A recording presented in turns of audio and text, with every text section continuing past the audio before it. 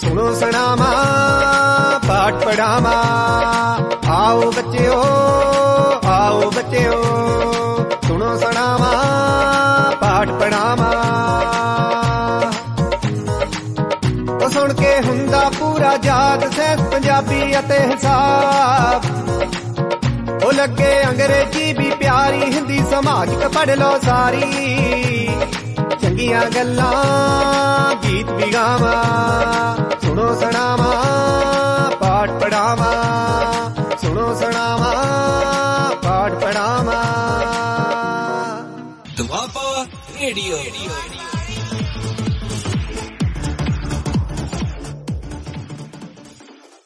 प्यारे विद्यार्थियों, मैं इंद्रप्रीत सिंह धामी सरकारी सैकेंडरी स्कूल दुबली ਜ਼ਿਲ੍ਹਾ ਤਰਨਤਾਰਨ ਤੋਂ ਅੱਜ ਤੁਹਾਡੇ ਨਾਲ 10ਵੀਂ ਜਮਾਤ ਦੀ ਵੰਨਗੀ ਦੀ ਪੁਸਤਕ ਵਿਚਲੀ ਕਹਾਣੀ ਮੜੀਆਂ ਤੋਂ ਦੂਰ ਬਾਰੇ ਗੱਲ ਕਰਾਂਗਾ।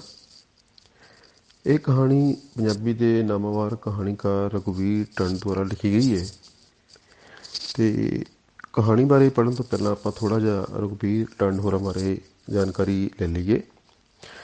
ਰਘੁਵੀਰ ਟੰਡ ਦਾ ਜਨਮ 1 ਨਵੰਬਰ 1934 ਈਸਵੀ ਨੂੰ ਮਾਤਾ ਸ਼੍ਰੀਮਤੀ ਗੁਜਰੀ ਅਤੇ ਪਿਤਾ ਸ਼੍ਰੀ ਗੰਗਾ ਰਾਮ ਦੇ ਘਰ ਪਿੰਡ ਜੰਡਾਲੀ ਕਲਾਂ ਜ਼ਿਲ੍ਹਾ ਸੰਗਰੂਰ ਵਿਖੇ ਹੋਇਆ। ਉਹਨਾਂ ਨੇ MA ਇਤਿਹਾਸ ਪੰਜਾਬੀ ਯੂਨੀਵਰਸਿਟੀ ਚੰਡੀਗੜ੍ਹ ਤੋਂ ਕੀਤੀ। ਫਿਰ ਵਿਦੇਸ਼ ਉਹ ਇੰਗਲੈਂਡ ਰਹੇ ਸੀਗੇ। ਰਹਿੰਦਿਆਂ PhD ਦੀ ਡਿਗਰੀ ਵੀ ਪ੍ਰਾਪਤ ਕੀਤੀ। ਇੰਗਲੈਂਡ ਦੀ ਖੁਸ਼ਹਾਲੀ ਪਿੱਛੇ ਜੋ ਦਰਦ ਅਤੇ ਵੇਦਨਾ ਉਹਨਾਂ ਨੇ ਮਹਿਸੂਸ ਕੀਤੀ, ਉਹਨਾਂ ਨੂੰ ਬੜੇ ਕਲਾਪੂਰਨ ਢੰਗ ਨਾਲ ਆਪਣੀਆਂ ਕਹਾਣੀਆਂ ਵਿੱਚ ਪੇਸ਼ ਕੀਤਾ ਹੈ। ਉਹਨਾਂ ਦੀਆਂ ਕਹਾਣੀਆਂ ਵਿੱਚ ਵਿਦੇਸ਼ ਦੇ ਪਰਿਪੇਖ ਵਿੱਚ ਵੱਖ-ਵੱਖ ਵਿਅਕਤੀਆਂ ਵਿਚਲੇ ਦਵੰਦ ਦੀ ਖੂਬਸੂਰਤ ਪੇਸ਼ਕਾਰੀ ਹੈ। ਬੇਟਾ ਦੱਸਣਾ ਚਾਹੁੰਦੇ ਆ ਕਿ ਵਿਦੇਸ਼ ਦੇ ਜੇ ਨਜ਼ਰੀਏ ਤੋਂ ਦੇਖੀਏ ਅਤੇ ਵੱਖ-ਵੱਖ ਕਿਸਮ ਦੇ ਜਿਹੜੇ ਆ ਲੋਕ ਉੱਥੇ ਰਹਿ ਰਹੇ ਆ, ਕਿਸੇ ਵੀ ਤਰ੍ਹਾਂ ਦੇ ਕੰਮ ਕਰ ਰਹੇ ਆ, ਉਹਨਾਂ ਦੀ ਮਾਨਸਿਕ ਅਵਸਥਾ, ਉਹਨਾਂ ਦੀ ਜ਼ਿੰਦਗੀ ਦੇ ਵਿਚਲੇ ਜਿਹੜਾ ਦਵੰਦ ਆ, ਉਹਨਾਂ ਦੀ ਜਿਹੜੀ ਪੇਸ਼ਕਾਰੀ ਉਹਨਾਂ ਨੇ ਆਪਣੀ ਕਹਾਣੀਆਂ ਵਿੱਚ ਕੀਤੀ ਹੈ। ਬੋਲੀ ਧਰਤੀ, ਉਸ ਪਾਰ, ਕਾਇਆਕਲਪ, ਸ਼ਾਨੇ ਪੰਜਾਬ ਆਦਿ ਉਹਨਾਂ ਦੇ ਕਹਾਣੀ ਸੰਗ੍ਰਹਿ ਹਨ। ਭਾਸ਼ਾ ਵਿਭਾਗ ਪੰਜਾਬ ਵੱਲੋਂ ਉਸ ਪਾਰ ਕਹਾਣੀ ਸੰਗ੍ਰਹਿ ਨੂੰ ਪੁਰਸਕਾਰਤ ਕੀਤਾ ਗਿਆ ਹੈ। ਤੁਹਾਡੀ ਪਾਠ ਪੁਸਤਕ ਲਈ ਜਿਹੜੀ ਕਹਾਣੀ ਸ਼ਾਮਲ ਕੀਤੀ ਗਈ ਹੈ ਮੜੀਆਂ ਤੋਂ ਦੂਰ, ਉਹ ਵੀ ਇਹਨਾਂ ਦੀ ਕਹਾਣੀ ਕਲਾ ਦੇ ਮਤਲਬ ਵਾਂਗ ਹੀ ਆ। ਜਿਵੇਂ ਆਪਾਂ ਪੜ੍ਹਿਆ ਸੀਗਾ ਵੀ ਉਹਨਾਂ ਨੇ ਇੰਗਲੈਂਡ ਦੀ ਖੁਸ਼ਹਾਲੀ ਪਿੱਛੇ ਜੋ ਦਰਦ ਅਤੇ ਵੇਦਨਾ ਹੈ, ਆਮ ਬੰਦੇ ਨੂੰ ਲੱਗਦਾ ਕਿ ਜਿਹੜਾ ਉੱਥੇ ਵਿਦੇਸ਼ ਰਹਿ ਰਿਹਾ ਹੈ ਜਾਂ ਗਿਆ ਹੈ ਬੜਾ ਹੀ ਖੁਸ਼ ਹੈ, ਪਰ ਉਹਦੀ ਖੁਸ਼ੀ ਦੇ ਪਿੱਛੇ ਜੋ ਵੀ ਦਰਦ ਛੁਪਿਆ ਹੁੰਦਾ ਹੈ ਉਹਨਾਂ ਨੂੰ ਉਹਨਾਂ ਆਪਣੀਆਂ ਕਹਾਣੀਆਂ ਵਿੱਚ ਪੇਸ਼ ਕੀਤਾ ਹੈ। ਅਤੇ ਠੀਕ ਜਿਹੜੀ ਕਹਾਣੀ ਆਪਾਂ ਪੜ੍ਹਨ ਜਾ ਰਹੇ ਹਾਂ, ਉਸ ਕਹਾਣੀ ਵਿੱਚ ਵੀ ਕੁਝ ਇੰਝ ਤਰ੍ਹਾਂ ਦਾ ਜਿਹੜਾ ਦਰਦ ਆ, ਜਿਹੜਾ ਆਮ ਉੱਥੇ ਲੋਕ ਰਹਿ ਰਹੇ ਨੇ, ਜਿਹੜੇ ਸਾਨੂੰ ਲੱਗਦਾ ਵੀ ਵਿਦੇਸ਼ ਜਾ ਕੇ ਬੜੇ ਸੁਖਾਲੇ ਹੋਣਗੇ, ਉਹਨਾਂ ਨੂੰ ਕਿਹੜੀਆਂ ਸਮੱਸਿਆਵਾਂ ਆਉਂਦੀਆਂ ਨੇ ਜਾਂ ਉਹ ਕਿਹੜੀਆਂ ਸਮੱਸਿਆਵਾਂ ਉਹਨਾਂ ਨੂੰ ਪੈ ਜਾਂਦੀਆਂ ਨੇ, ਉਹ ਇਸ ਕਹਾਣੀ ਵਿੱਚ ਦੱਸਿਆ। ਕਹਾਣੀ ਪੜ੍ਹਾਂਗੇ ਤਾਂ ਆਪਾਂ ਨੂੰ ਸਾਰਾ ਪਤਾ ਲੱਗ ਜਾਏਗਾ ਕਿ ਰਘੁਵੀਰ ਟੰਡ ਨੇ ਇਹਦੇ ਵਿੱਚ ਕੀ ਦੱਸਿਆ। ਉਹ ਕਹਾਣੀ ਦੇ ਅੰਤ 'ਤੇ ਵੀ ਗੱਲ ਕੀਤੀ ਜਾ ਸਕਦੀ ਹੈ। ਪੜ੍ਹਦੇ ਹਾਂ ਕਹਾਣੀ ਮੜੀਆਂ ਤੋਂ ਦੂਰ। ਹਾਲੀ ਮਸਾਂ 9 ਵਜੇ ਹੋਣਗੇ ਕਿ ਟੈਲੀਫੋਨ ਦੀ ਘੰਟੀ ਵੱਜਣੀ ਸ਼ੁਰੂ ਹੋ ਗਈ। ਇੰਨੇ ਵਕਤ ਹੌਲ ਜਿਹਾ ਪੈਣ ਲੱਗ ਪਿਆ। ਸੁੱਖ ਹੋਵੇ, ਪਤਨੀ, ਨੂੰਹ, ਪੁੱਤ, ਧੀ ਰਾਜੀ ਖੁਸ਼ੀ ਆਪਣੇ ਕੰਮਾਂ 'ਤੇ ਪਹੁੰਚ ਗਏ ਹੋਣ। ਟੈਲੀਫੋਨ ਚੁੱਕਣ ਤੋਂ ਪਹਿਲਾਂ ਮੈਂ ਬੋਲ ਕੇ ਆਖਿਆ, ਸੁੱਖ ਰੱਖੀ, ਅਤੇ ਟੈਲੀਫੋਨ ਚੁੱਕਿਆ। ਹੈਲੋ ਬੇਟਾ, ਮੈਂ ਮਾਸੀ ਹਾਂ, ਤੂੰ ਮੇਰੇ ਕੋਲ ਆ ਸਕਦਾ? ਕਿਉਂ ਨਹੀਂ ਮਾਸੀ ਜੀ, ਤੁਸੀਂ ਹੁਕਮ ਕਰੋ, ਮੈਂ ਨਾ ਆਵਾਂ? ਮੈਨੂੰ ਸੁੱਖ ਤਾਂ ਹੈ। ਫਿਕਰ ਵਾਲੀ ਗੱਲ ਤਾਂ ਹੈ ਨਹੀਂ ਬੇਟਾ, ਮੈਂ ਬਹੁਤ ਉਦਾਸ ਹਾਂ, ਬਸ ਹੁਣੇ ਆਇਆ। ਆਖ ਮੈਂ ਟੈਲੀਫੋਨ ਰੱਖ ਦਿੱਤਾ। ਫਿਕਰ ਵਾਲੀ ਗੱਲ ਤਾਂ ਕੋਈ ਨਹੀਂ। ਇਹ ਗੱਲ ਮਾਸੀ ਤੂੰ ਖੂਬ ਕਹੀ ਕਿ ਇੰਗਲੈਂਡ ਵਿੱਚ ਇਸ ਤੋਂ ਵੱਡੀ ਫਿਕਰ ਵਾਲੀ ਗੱਲ ਵੀ ਕੋਈ ਹੋ ਸਕਦੀ ਹੈ? ਕੋਈ ਬੰਦਾ ਉਦਾਸ ਹੋਵੇ? ਇਹ ਤਾਂ ਬਿਲਕੁਲ ਅਜਿਹੀ ਗੱਲ ਹੈ ਜਿਵੇਂ ਇੰਡੀਆ ਵਿੱਚ ਕੋਈ ਤੁਹਾਨੂੰ ਟੈਲੀਫੋਨ ਕਰੇ ਕਿ ਜੇ ਤੂੰ ਨਾ ਆਇਆ ਤਾਂ ਸਾਡੇ ਰੋਟੀ ਨਹੀਂ ਪੱਕਣੀ। ਇਹ ਵੱਖਰੀ ਗੱਲ ਹੈ ਕਿ ਜਿਸ ਨੂੰ ਰੋਟੀ ਦਾ ਸੰਸਾ ਹੋਵੇ, ਟੈਲੀਫੋਨ ਉਹਦੀ ਮਾਰ ਵਿੱਚ ਨਹੀਂ ਹੁੰਦਾ। ਰੋਟੀ ਨਾ ਪੱਕਣ ਨਾਲ ਸਰੀਰ ਮਰ ਜਾਂਦਾ ਹੈ ਅਤੇ ਉਦਾਸੀ ਨਾਲ ਰੂਹ ਤੜਫ ਮਰ ਜਾਂਦੀ ਹੈ। ਮੈਂ ਤਿਆਰ ਹੁੰਦਾ ਅਤੇ ਤੁਰਿਆ ਜਾਂਦਾ। ਮਾਸੀ ਦੀ ਉਦਾਸੀ ਦੀ ਕਲਪਨਾ ਕਰਦਾ ਆਪ ਉਦਾਸ ਹੋ ਗਿਆ। ਮਾਸੀ ਦਾ ਪੁੱਤ ਬਲਵੰਤ ਰਾਏ ਕੁਝ ਮਹੀਨੇ ਪਹਿਲਾਂ ਜਦੋਂ ਇੰਡੀਆ ਗਿਆ ਤਾਂ ਮਾਸੀ ਜਾਣੀ ਉਹਦੀ ਮਾਂ ਉਸਨੂੰ ਤੱਤੀਆਂ ਸੁਣਾਉਣ ਲੱਗੀ। ਰੁੱਠ ਜਾਣਿਆ, ਤੈਨੂੰ 25 ਸਾਲ ਹੋ ਗਏ ਵਲੈਤ ਰਹਿੰਦੇ ਨੂੰ। ਦੋਵੇਂ ਕੁੜੀਆਂ ਤੇ ਮੁੰਡਾ ਵੀ ਉੱਥੇ ਹੀ ਜੰਮੇ, ਪਲੇ ਤੇ ਜਵਾਨ ਹੋਏ। ਰੰਨ ਦਾ ਹੀ ਬਣ ਕੇ ਰਹਿ ਗਿਆ। ਨਾ ਲੋਕਾਂ ਦੇ ਮੁੰਡਿਆਂ ਨੇ ਆਪਣੀਆਂ ਮਾਵਾਂ ਕਿੰਨੀ ਕਿੰਨੀ ਵਾਰ ਬੁਲਾਈਆਂ। ਤੈਨੂੰ ਕੋਈ ਸ਼ਰਮ ਹਇਆ ਨਹੀਂ? ਆਂਢਣਾ ਗੁਆਂਢਣਾ ਮੈਨੂੰ ਬੋਲੀ ਮਾਰਦੀਆਂ ਨੇ। ਕੀ ਮੂੰਹ ਵਿਖਾਵਾਂ ਉਹਨਾਂ ਨੂੰ? ਮਾਵਾਂ ਦਾ ਕੀਤਾ ਤਾਂ ਪੁੱਤ ਸਾਰੀ ਉਮਰ ਨਹੀਂ ਦੇ ਸਕਦੇ। ਤੇਰਾ ਭਾਰ ਚੁੱਕਿਆ, ਜਨਮ ਪੀੜਾ ਸਹੀਆਂ, ਤੇਰਾ ਗੰਦ ਹੁੰਜਿਆ। ਆਪ ਗਿੱਲੇ ਥਾਂ ਪਈ, ਤੈਨੂੰ ਸੁੱਕੇ ਥਾਂ ਪਾਇਆ, ਪਰ ਤੂੰ ਮੈਨੂੰ ਇੱਕ ਵਾਰ ਵੀ ਇੰਗਲੈਂਡ ਨਹੀਂ ਵਿਖਾਇਆ। ਉਹ ਭੁੱਬਾ ਮਾਰ ਰੋਣ ਲੱਗ ਪਈ। ਆਪਣੀ ਮਾਂ ਦੀ ਦਰਦਨਾਕ ਖਵਾਹਿਸ਼ ਸੁਣ ਬਲਵੰਤ ਰਾਏ ਉਹਦੇ ਨਾਲ ਮੰਜੇ ਤੇ ਬਹਿ ਗਿਆ। ਉਹਦੀਆਂ ਅੱਖਾਂ ਪੂੰਝੀਆਂ ਤੇ ਗਲਵੱਕੜੀ ਪਾ ਕੇ ਆਖਣ ਲੱਗਿਆ, ਬੀਬੀ, ਤੁਹਾਨੂੰ ਹਿੰਦੁਸਤਾਨੀਆਂ ਨੂੰ ਸਿੱਧੀ ਤੇ ਸਪਸ਼ਟ ਗੱਲ ਕਰਨੀ ਪਤਾ ਨਹੀਂ ਕਦੋਂ ਆਵੇਗੀ। ਇੰਝ ਘੇਰ ਕੇ ਗੱਲ ਕਰਦੇ ਹੋ ਜਿਵੇਂ ਤੰਬਾਕੂ ਦੇ ਖੇਤ ਵਿੱਚ ਸਾਹ ਕੱਢਣਾ ਹੋਵੇ। ਤੂੰ ਇੰਗਲੈਂਡ ਜਾਣਾ ਹੈ, ਬਸ ਗੱਲ ਖਤਮ। ਤੈਨੂੰ ਮੈਂ ਨਾਲ ਲੈ ਜਾਵਾਂਗਾ। ਤੇ ਮਾਸੀ ਜਾਣੀ ਬਲਵੰਤ ਰਾਏ ਦੀ ਮਾਂ ਇੰਗਲੈਂਡ ਆ ਗਈ। ਹਾਂ, ਉਸਨੇ ਇੰਗਲੈਂਡ ਆਉਣ ਤੋਂ ਪਹਿਲਾਂ ਆਪਣੀਆਂ ਸਹੇਲੀਆਂ ਕੋਲ ਦੇਹਰ ਤਿਹਰ ਲਾ ਦੱਸਿਆ, ਭੈਣੋ, ਕਿਵੇਂ ਦਾ ਤਾਂ ਇੱਕ ਅੱਧਾ ਹੋਵੇਗਾ। ਮੇਰੇ ਤਾਂ ਸੁੱਖ ਨਾਲ 5 ਸਰਵਨ ਨੇ। ਵਲੈਤ ਪੁੱਜਦਿਆਂ ਸਾਰ ਪਹਿਲੇ ਐਤਵਾਰ ਨੂੰ ਅਸੀਂ ਬਲਵੰਤ ਰਾਏ ਤੇ ਉਹਦੀ ਪਤਨੀ ਬਿੰਦੂ, ਉਹਨਾਂ ਦੇ 3 ਬੱਚਿਆਂ ਅਤੇ ਖਾਸ ਮਹਿਮਾਨ ਮਾਸੀ ਨੂੰ ਖਾਣੇ ਤੇ ਸੱਦਿਆ। ਕਿਆ ਬਾਤਾਂ ਸਨ ਮਾਸੀ ਦੀਆਂ। ਇੰਨੀ ਸੋਹਣੀ ਔਰਤ। ਜੀ ਕੀਤਾ ਕਿ ਬਲਵੰਤ ਨੂੰ ਆਖਾਂ, ਤੂੰ ਬਈ ਕਿਹਦੇ ਤੇ ਗਿਆ ਹੈ? ਕਣਕ 'ਚ ਕੰਗਿਆਰੀ।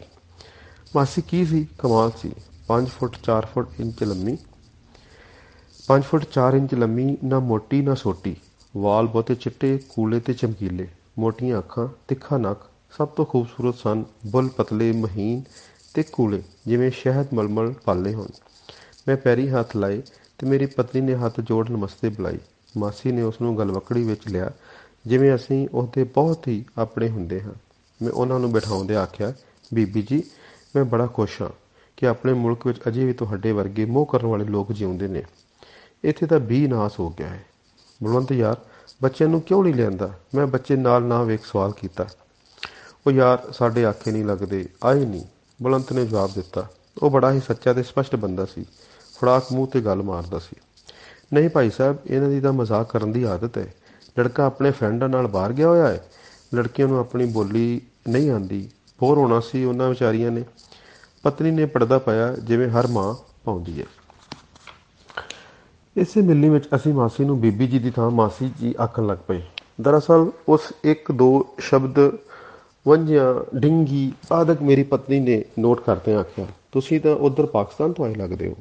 ਹਾਂ ਧੀਏ, ਰਾਵਲਪਿੰਡੀਓ। ਮੇਰੀ ਮਾਤਾ ਜੀ ਵੀ ਰਾਵਲਪਿੰਡੀ ਦੇ ਨੇ। ਫਿਰ ਤੇ ਤੂੰ ਮੇਰੀ ਭਣੇਵੀਂ ਹੋਈ ਕਿ? ਹਾਂ ਮਾਸੀ ਜੀ। ਪਹਿਲੀ ਮਿਲਣੀ ਵਿੱਚ ਹੀ ਸਾਡਾ ਮਾਸੀ ਨਾਲ ਅੰਤਾਂ ਦਾ ਮੋਹ ਹੋ ਗਿਆ। ਮਾਸੀ ਦੇ ਪੁੱਤਰ ਬਲਵੰਤ ਰਾਏ ਨੇ ਆਪਣੇ ਸਪਸ਼ਟ ਸੁਭਾਅ ਅਨੁਸਾਰ ਸਪਸ਼ਟ ਗੱਲ ਕੀਤੀ। ਵੇਖੋ ਬੀਬੀ ਜੀ, ਅਸਾਂ ਤਾਂ ਕੁੱਤੇ ਦੀ ਮੌਤ ਮਰਨ ਵਾਲੇ ਲੋਕ ਹਾਂ। ਸਵੇਰੇ 6 ਵਜੇ ਸ਼ਾਪ ਖੋਲ੍ਹਦੇ ਹਾਂ, ਸ਼ਾਮ ਨੂੰ 9-10 ਵਜੇ ਬੰਦ ਕਰਦੇ ਹਾਂ। ਘਰ ਪਰਤ ਅੱਧ ਸੁੱਤੇ ਹੀ ਰੋਟੀ ਖਾਂਦੇ ਹਾਂ। ਤੁਸੀਂ ਆਪਣਾ ਦਿਲ ਆਪ ਲਗਾਉਣਾ। ਜੇ ਕੋਈ ਉਦਾਸ ਹੋਵੇ ਤਾਂ ਇਹਨਾਂ ਨੂੰ ਫੋਨ ਕਰ ਲੈਣਾ। ਇਹ ਤੁਹਾਨੂੰ ਖਬਰਸਾਰ ਦੇ ਦੇਣਗੇ, ਲੈ ਲੈਣਗੇ। ਬੰਦੇ ਚੰਗੇ ਨੇ, ਨਾਲੇ ਇਹਨਾਂ ਕੋਲ ਵਕਤ ਹੈ। ਕਿਉਂ ਪੁੱਤਰ, ਕੋਈ ਕੰਮ ਧੰਦਾ ਨਹੀਂ ਕਰਦੇ? ਮਾਸੀ ਨੇ ਸਾਨੂੰ ਸਵਾਲ ਕੀਤਾ। ਜਿਸ ਤਰ੍ਹਾਂ ਸਾਡੀ ਉਹਦੇ ਪੁੱਤਰ ਨੇ ਹੀ ਜਵਾਬ ਦਿੱਤਾ, ਕੰਮ ਤਾਂ ਕਰਦੇ ਨੇ, ਪਰ ਸਾਡੇ ਵਾਂਗ ਕੁੱਤੇ ਦੀ ਮੌਤ ਨਹੀਂ ਮਰਦੇ। ਨੌਕਰੀ ਪੇਸ਼ਾ ਲੋਕ ਨੇ। 9 ਵਜੇ ਜਾਂਦੇ ਨੇ ਤੇ 5 ਵਜੇ ਘਰ। ਸ਼ਨੀਚਰ ਐਤ ਦੀਆਂ ਪੂਰੀਆਂ 2 ਛੁੱਟੀਆਂ। ਇਹੋ ਜਿਹੇ ਲੋਕ ਸਾਡੇ ਲਈ ਤਾਂ ਵਿਹਲੇ ਹੀ ਹੁੰਦੇ ਹਨ। ਮਾਸੀ ਦਾ ਸੁਭਾਅ ਬਹੁਤ ਮਿਲਾਪੜਾ ਸੀ। ਅਸੀਂ ਤਾਂ ਉਸਨੇ ਮੁੱਲ ਹੀ ਲੈ ਲਏ। ਅਗਲਾ ਐਤਵਾਰ ਆਇਆ ਤਾਂ ਅਸੀਂ ਮਾਸੀ ਨੂੰ ਪੁੱਛਿਆ, ਗੁਰਦੁਆਰੇ ਜਾਵੋਗੇ ਕਿ ਮੰਦਰ? ਮਾਸੀ ਨੇ ਜਵਾਬ ਦਿੱਤਾ, ਪੁੱਤਰ, ਕੋਈ ਫਰਕ ਨਹੀਂ, ਦੋਵੇਂ ਥਾਂ ਚੱਲਾਂਗੇ। ਸਵੇਰੇ ਗੁਰਦੁਆਰੇ ਤੇ ਸ਼ਾਮੀ ਮੰਦਰ। ਮਾਸੀ ਜੀ, ਇਹੋ ਜਿਹੇ ਮਹਾਨ ਲੋਕ ਤਾਂ ਘੱਟ ਹੀ ਵੇਖੇ ਨੇ ਜਿਹੜੇ ਗੁਰਦੁਆਰੇ ਤੇ ਮੰਦਰ ਦੋਹਾਂ ਥਾਵਾਂ ਤੇ ਜਾਣ। ਤੁਸੀਂ ਤਾਂ ਕਮਾਲ ਕਰ ਦਿੱਤੀ। ਨਹੀਂ ਬੇਟਾ, ਇਹ ਫਰਕ ਵਾਲੀ ਬਿਮਾਰੀ ਤਾਂ ਹੁਣੇ ਚੱਲੀ ਏ। ਉੱਧਰ ਸਾਡੇ ਪਾਕਿਸਤਾਨ ਵਿੱਚ ਤਾਂ ਹਿੰਦੂਆਂ ਨੂੰ ਗੁਰੂ ਘਰ ਨਾਲ ਬੜਾ ਪਿਆਰ ਸੀ। ਉਹ ਇੱਕ ਪੁੱਤਰ ਨੂੰ ਤਾਂ ਸਿੱਖ ਜ਼ਰੂਰ ਬਣਾਉਂਦੇ ਸਨ। ਮੈਨੂੰ ਮਾਸੀ ਦੀ ਗੱਲ ਬਹੁਤ ਚੰਗੀ ਲੱਗੀ। ਇਸ ਵਿੱਚ ਲੁਕੀ ਨੇਕ ਭਾਵਨਾ ਨੇ ਮੈਨੂੰ ਕੀਲ ਲਿਆ। ਬਗੀਚੀ ਵਿੱਚ ਭਾਂਤ-ਭਾਂਤ ਦੇ ਫੁੱਲ ਲਹਿਰਾ ਰਹੇ ਹੋਣ ਤਾਂ ਬਗੀਚੀ ਦੀ ਆਭਾ ਨੂੰ 4 ਚੰਨ ਲੱਗ ਜਾਂਦੇ ਨੇ। ਮੈਂ ਸੋਚਿਆ। ਮੈਂ ਤੇ ਮੇਰੀ ਪਤਨੀ ਮਾਸੀ ਨੂੰ ਗੁਰਦੁਆਰੇ ਤੇ ਮੰਦਰ ਲੈ ਕੇ ਜਾਣ ਲਈ ਤਿਆਰ ਹੋ ਗਏ। ਬਲਵੰਤ ਤੇ ਉਹਦੀ ਪਤਨੀ ਉਹਨਾਂ ਦੇ ਲੜਕੇ ਤੇ ਦੋਹਾਂ ਧੀਆਂ ਨੂੰ ਆਖਿਆ, ਬਈ ਮਾਂ ਤਾਂ ਤੁਹਾਡੀ ਹੈ, ਤੁਸੀਂ ਵੀ ਨਾਲ ਸੰਗਤ ਕਰੋ। ਬਲਵੰਤ ਰਾਏ ਨੇ ਫਿਰ ਖਰੀ ਤੇ ਸਪਸ਼ਟ ਗੱਲ ਕਰਦਿਆਂ ਜਵਾਬ ਦਿੱਤਾ, ਭਾਈ ਸਾਹਿਬ, ਐਤਵਾਰ ਨੂੰ ਸਾਨੂੰ ਸਿਰਫ 4 ਘੰਟੇ ਵਿਹਲ ਮਿਲਦੇ ਨੇ। ਉਹੀ ਸਮਾਂ ਸਾਡੀ ਜ਼ਿੰਦਗੀ ਦਾ ਸੁਰਗ ਹੁੰਦਾ ਹੈ, ਜਿਸ ਵਿੱਚ ਨਾ ਧੋ ਲੈਂਦੇ ਹਾਂ, ਮਨ ਮਰਜ਼ੀ ਦੀ ਤਾਜ਼ੀ ਰੋਟੀ ਖਾ ਲੈਂਦੇ ਹਾਂ, ਸੌਂ ਲੈਂਦੇ ਹਾਂ। ਇੱਥੇ ਸੁਰਗ ਸਾਥੋਂ ਨਾ ਖੋਓ। ਠੀਕ ਹੈ, ਨਹੀਂ ਖੋਂਦਾ। ਤੂੰ ਬਈ ਆਨੰਦ ਚੱਲ ਮੰਦਰ ਗੁਰਦੁਆਰੇ ਯਾਰ, ਮਾੜੀ ਮੋਟੀ ਆਪਣੀ ਸੱਭਿਅਤਾ ਦਾ ਪਤਾ ਲੱਗੇਗਾ। ਮੈਂ ਉਹਨਾਂ ਦੇ ਲੜਕੇ ਨੂੰ ਆਖਿਆ। ਸੌਰੀ ਅੰਕਲ ਜੀ, ਮੈਂ ਆਪਣੇ ਫਰੈਂਡ ਨਾਲ ਆਲਰੇਡੀ ਪ੍ਰੋਗਰਾਮ ਬਣਾਇਆ ਹੋਇਆ ਹੈ। ਉਂਝ ਵੀ ਮੈਨੂੰ ਸਮਝ ਨਹੀਂ ਪੈਂਦੀ ਕਿ ਉਹ ਕੀ ਕਹਿੰਦੇ ਨੇ, ਬਹੁਤ ਬੋਰ ਹੋ ਜਾਂਦਾ ਹਾਂ। ਤੂੰ ਭਾਈ ਅਨੀਤਾ, ਮੈਂ ਅੰਕਲ ਜੀ ਅੱਜ ਟੈਲੀ ਵੇਖਣਾ ਹੈ। ਤੂੰ ਭਾਈ ਮੀਰਾ। ਅਖੀਰ ਮੈਂ ਉਹਨਾਂ ਦੀ ਭਲੀ ਮਾਨਜੀ ਕੁੜੀ ਨੂੰ ਪੁੱਛਿਆ, ਮੈਂ ਅੰਕਲ ਜੀ ਨਾ ਜਾਵਾਂ ਤਾਂ ਤੁਸੀਂ ਮਾਨਤਾ ਨਹੀਂ ਕਰੋਗੇ? ਮੈਨੂੰ ਮੰਦਰ ਗੁਰਦੁਆਰੇ ਜਾਣਾ ਚੰਗਾ ਨਹੀਂ ਲੱਗਦਾ। ਪਿਛਲੇ ਸਮੇਂ ਦੀਆਂ ਨਾ ਸਮਝਾਉਣ ਵਾਲੀਆਂ ਗੱਲਾਂ ਕਰਦੇ ਨੇ। ਘਰ ਹੀ ਠਹਿਰਾਂਗੀ ਤੇ ਮੰਮੀ ਦੀ ਹੈਲਪ ਕਰਾਂਗੀ। ਪਰ ਜੇ ਤੁਸੀਂ ਆਖੋ ਤਾਂ ਚਲਦੀ ਹਾਂ। ਨਹੀਂ ਬੇਟਾ, ਤੂੰ ਘਰ ਹੀ ਰਹਿ। ਮਾਂ ਦੀ ਸੇਵਾ ਕਰਮਾਂ ਨਾਲ ਹੀ ਮਿਲਦੀ ਹੈ। ਪਰ ਜਿਹੜੇ ਘਰ ਵਿੱਚ ਮਾਂ ਬਾਪ ਸਵੇਰੇ 6 ਵਜੇ ਤੋਂ ਰਾਤ ਦੇ 10 ਵਜੇ ਤੱਕ ਆਪਣੇ ਬੱਚਿਆਂ ਦਾ ਮੂੰਹ ਵੀ ਨਹੀਂ ਵੇਖਦੇ, ਉੱਥੇ ਖੈਰ ਕਰਮ ਤਾਂ ਕਿਸੇ ਦੇ ਚੰਗੇ ਹੋ ਸਕਦੇ ਨੇ। ਅੱਛਾ, ਸਤਿ ਸ੍ਰੀ ਅਕਾਲ ਤੇ ਨਮਸਤੇ, ਅਸੀਂ ਚੱਲੇ। ਇਹ ਸਿਲਸਿਲਾ ਕਈ ਹਫ਼ਤੇ ਜਾਰੀ ਰਿਹਾ। ਮਾਸੀ ਪੁਰਾਣੇ ਵੇਲਿਆਂ ਦੀ ਔਰਤ ਸੀ। ਪੁਰਾਣੇ ਸਮਿਆਂ ਦੀਆਂ ਔਰਤਾਂ ਵਿੱਚ ਇੱਕ ਚੀਜ਼ ਤਾਂ ਸਾਂਝੀ ਹੁੰਦੀ ਹੈ ਕਿ ਉਹ ਕਰਮ ਕਰਦੀਆਂ ਹਨ, ਸੋਚਦੀਆਂ ਅਤੇ ਝੁਰਦੀਆਂ ਨਹੀਂ। ਮਨ ਵਿੱਚ ਵਿਚਾਰ ਆਇਆ ਨਹੀਂ ਤੇ ਉਹ ਉੱਠ ਕੇ ਤੁਰੀਆਂ ਨਹੀਂ। ਮਾਸੀ ਗੁਰਦੁਆਰੇ ਗਈ, ਮੱਥਾ ਟੇਕਿਆ, 2 ਬੋਲ ਬਾਣੀ ਦੇ ਸੁਣੇ, ਮੁੜ ਮੱਥਾ ਟੇਕਿਆ ਤੇ ਮੇਰੀ ਪਤਨੀ ਨੂੰ ਪੁੱਛਣ ਲੱਗੀ, ਲੰਗਰ ਕਿੱਧਰ ਹੈ ਧੀਏ? ਮੇਰੀ ਪਤਨੀ ਉਸ ਨੂੰ ਲੰਗਰ ਵਿੱਚ ਲੈ ਗਈ। ਮਾਸੀ ਨੇ ਏਪਰਨ ਬੰਨ੍ਹਿਆ ਤੇ ਰੋਟੀਆਂ ਪਕਾਉਣ ਲੱਗ ਪਈ। ਇਸ ਕਰਮ ਦਾ ਅਸਰ ਆਮ ਸੇਵਕਾਂ 'ਤੇ ਤਾਂ ਪੈਣਾ ਹੀ ਸੀ, ਪ੍ਰਧਾਨ 'ਤੇ ਵੀ ਪਿਆ। ਹਾਲਾਂਕਿ ਧਾਰਮਿਕ ਅਦਾਰਿਆਂ ਦੇ ਪ੍ਰਧਾਨ ਤੇ ਆਮ ਸੇਵਕਾਂ ਵੱਲੋਂ ਕੀਤੇ ਚੰਗੇ ਕਰਮਾਂ ਦਾ ਘੱਟ ਹੀ ਅਸਰ ਪੈਂਦਾ ਹੈ। ਉਸ ਨੇ ਮੈਨੂੰ ਵਾਰ-ਵਾਰ ਕਿਹਾ ਕਿ ਮਾਤਾ ਜੀ ਨੂੰ ਲੈ ਆਇਆ ਕਰੋ। ਇਹੋ ਜਿਹੀ ਸੇਵਾ ਭਾਵਨਾ ਵਾਲੇ ਜੋੜਿਆਂ ਸਦਕਾ ਇਹ ਗੁਰੂ ਘਰ ਆਬਾਦ ਨੇ। ਆਪਣੀ ਘਰਵਾਲੀ ਨੂੰ ਤਾਂ ਮੈਂ ਜਦੋਂ ਵੀ ਲੰਗਰ ਦੀ ਸੇਵਾ ਲਈ ਆਖਦਾ ਤਾਂ ਉਹਦੇ ਉੱਲਾਂ ਉਠਾਉਂਦੀਆਂ। ਪ੍ਰਧਾਨ ਵੀ ਬਲਵੰਤ ਰਾਏ ਵਾਂਗ ਸਪਸ਼ਟ ਬੰਦਾ ਜਾਪਦਾ ਸੀ। ਇਸੇ ਤਰ੍ਹਾਂ ਮੰਦਰ ਵਿੱਚ ਮਾਸੀ ਨੇ ਭਜਨ ਗਾਏ ਤੇ ਧੂੜਾਂ ਪੱਟ ਦਿੱਤੀਆਂ। ਉੱਥੇ ਵੀ ਪ੍ਰਧਾਨ ਸਾਹਿਬ ਇੰਨੇ ਪ੍ਰਭਾਵਿਤ ਹੋਏ ਕਿ ਆਪ ਪੰਜਾਬੀ ਹੁੰਦਿਆਂ ਵੀ ਮੈਨੂੰ ਹਿੰਦੀ ਵਿੱਚ ਬੇਨਤੀ ਕੀਤੀ, ਅਰੇ ਭਾਈ ਮਾਤਾ ਜੀ ਕੋ ਹਰ ਵੀਕ ਲੈ ਆਇਆ ਕਰੋ, ਅੱਛੇ ਭਜਨ ਗਾਣੇ ਵਾਲੇ ਤਾਂ ਮਿਲਤੇ ਹੀ ਨਹੀਂ। ਇਹਨਾਂ ਸਾਰੀਆਂ ਗੱਲਾਂ ਤੋਂ ਵੱਧ ਮਾਸੀ ਨੂੰ ਇੰਗਲੈਂਡ ਦੇ ਰਹਿਣ ਸਹਿਣ ਨੇ ਪ੍ਰਭਾਵਿਤ ਕੀਤਾ। ਬਸ ਮਹਾਂਪ੍ਰਸੰਨਤਾ ਦੇ ਵੇਗ ਵਿੱਚ ਇੰਗਲੈਂਡ ਦੀਆਂ ਸਿਫਤਾਂ ਤੇ ਇੰਡੀਆ ਦੀਆਂ ਕੁਸਿਫਤਾਂ ਕਰਦੀ ਰਹਿੰਦੀ। ਬੇਟਾ, ਵੇਖਣ ਤੇ ਸੁਣਨ 'ਚ ਬਹੁਤ ਫਰਕ ਹੈ। ਜੇ ਸੁਰਗ ਕਿਤੇ ਹੋਵੇਗਾ ਵੀ ਤਾਂ ਉਹ ਇੰਗਲੈਂਡ ਤੋਂ ਚੰਗੇਰਾ ਨਹੀਂ ਹੋਵੇਗਾ। ਏਅਰਪੋਰਟ ਦੇ ਉੱਤੇ ਹੀ ਤਾਂ ਇੰਨੇ ਗੋਰੇ ਚਿੱਟੇ ਲੋਕ ਤੇ ਇੰਨੀ ਸਫਾਈ ਵੇਖ ਮੇਰੀਆਂ ਤਾਂ ਅੱਖਾਂ 'ਚ ਲਿਆ ਗਈਆਂ। ਇੰਨੀਆਂ ਚੌੜੀਆਂ ਤੇ ਸਾਫ਼ ਸੁਥਰੀਆਂ ਸੜਕਾਂ, ਭਾਵੇਂ ਜੀਭ ਨਾਲ ਚੱਟ ਲਵੋ, ਕੋਈ ਹਾਰ ਨਹੀਂ ਵਜਾਉਂਦਾ। ਇੰਡੀਆ 'ਚ ਤਾਂ ਬੱਸਾਂ ਟਰੱਕਾਂ ਵਾਲੇ ਕੰਨਾਂ ਦੇ ਪਰਦੇ ਪਾੜ ਦਿੰਦੇ ਨੇ ਤੇ ਗੰਦ, ਤੌਬਾ ਤੌਬਾ। ਅੱਜ ਮੇਰਾ ਬਲਵੰਤ ਦੱਸਦਾ ਸੀ ਕਿ ਇਹਨਾਂ ਮੁਲਕਾਂ ਤੋਂ ਮੱਖਣ, ਦੁੱਧ ਅਤੇ ਪਨੀਰ ਸੰਭਾਲਿਆ ਨਹੀਂ ਜਾ ਰਿਹਾ, ਇਸ ਲਈ ਮੁਫਤ ਵੰਡਿਆ ਜਾ ਰਿਹਾ ਹੈ। ਮੈਂ ਤਾਂ ਆਨੀ ਹਾਂ ਕਿ ਸੁਰਗ ਵਿੱਚ ਵੀ ਇੰਨੀਆਂ ਨੇਮਤਾਂ ਨਹੀਂ ਹੋ ਸਕਦੀਆਂ। ਨਾਲੇ ਪੁੱਤਰ, ਸੁਰਗ ਕਿਹੜਾ ਕਿਸੇ ਨੇ ਵੇਖਿਆ? ਵਾਹ ਵਾਹ, ਅੰਗਰੇਜ਼ ਨੇ ਐਵੇਂ ਨਹੀਂ ਤਾਂ ਦੁਨੀਆ 'ਤੇ ਰਾਜ ਕੀਤਾ। ਪਰ ਮਾਸੀ ਜੀ, ਅਸੀਂ ਤਾਂ ਮੱਖਣ ਦੀ ਥਾਂ ਮਾਰਜਰੀਨ ਖਾਂਦੇ ਹਾਂ ਤਾਂ ਕਿ ਮੋਟੇ ਨਾ ਹੋ ਜਾਈਏ। ਦੁੱਧ ਵੀ ਬਹੁਤ ਚਰਬੀ ਵਧਾਉਂਦਾ ਹੈ, ਇਸ ਲਈ ਘੱਟ ਕਰੀਮ ਵਾਲਾ ਦੁੱਧ ਪੀਂਦੇ ਹਾਂ, ਮੇਰੀ ਪਤਨੀ ਨੇ ਆਖਿਆ। ਮਾਸੀ ਮੇਰੀ ਪਤਨੀ ਨੂੰ ਝਈ ਲੈ ਕੇ ਪਈ। ਤਾਈਓ ਤਾਂ ਫਾਂਕੜ ਜਿਹੀ ਲੱਗਦੀ ਹੈ। ਦੁੱਧ ਮੱਖਣ ਤਾਂ ਰਿਸ਼ੀਆਂ ਮੁਨੀਆਂ ਅਤੇ ਮਹਾਰਾਜਿਆਂ ਦੀ ਖੁਰਾਕ ਸੀ, ਜਿਹੜੇ ਵੇਦ ਗ੍ਰੰਥ ਲਿਖਦੇ ਸਨ ਤੇ ਯੁੱਧ ਕਰਦੇ ਸਨ। ਨਾ ਮੇਰੀ ਧੀ, ਖਾਇਆ ਪੀਆ ਕਰ। ਇਹ ਜਿਹੜੀਆਂ ਤੇਰੇ ਮੋਢੇ ਅਤੇ ਤ੍ਰਿਕਲ 'ਚ ਪੀੜਾਂ ਰਹਿੰਦੀਆਂ ਨੇ ਨਾ, ਜੇ ਦਿਨਾਂ ਵਿੱਚ ਨਾ ਚੱਕੀਆਂ ਜਾਣ ਤਾਂ ਮੈਨੂੰ ਫੜ ਲਈ। ਉਹ ਤਾਂ ਠੀਕ ਹੈ ਮਾਸੀ ਜੀ, ਪਰ ਵੇਖੋ ਮੌਸਮ ਕਿੰਨਾ ਭਾੜਾ ਰਹਿੰਦਾ ਹੈ। ਸਾਰਾ ਦਿਨ ਕੈਦੀ ਵਾਂਗ ਅੰਦਰ ਤਾੜੇ ਰਹੀਦਾ ਹੈ। ਮੈਂ ਆਖਿਆ। ਮਾਸੀ ਨੂੰ ਮੇਰੀ ਗੱਲ ਬਹੁਤ ਬੁਰੀ ਲੱਗੀ। ਬੋਲੀ, ਕੀ ਹੋਇਆ ਮੌਸਮ ਨੂੰ? ਗਰਮੀ ਦਾ ਤਾਂ ਨਾਂ ਨਿਸ਼ਾਨ ਨਹੀਂ ਇੱਥੇ। ਇੰਡੀਆ ਦੀ ਗਰਮੀ ਸ਼ਾਇਦ ਤੁਸੀਂ ਭੁੱਲ ਗਏ ਹੋ। ਤੌਬਾ ਮੇਰੇ ਰਾਮ, ਇਨਸਾਨ ਸੁੱਕ ਕੇ ਕਾਲਾ ਪੂਤ ਬਣ ਜਾਂਦਾ ਹੈ।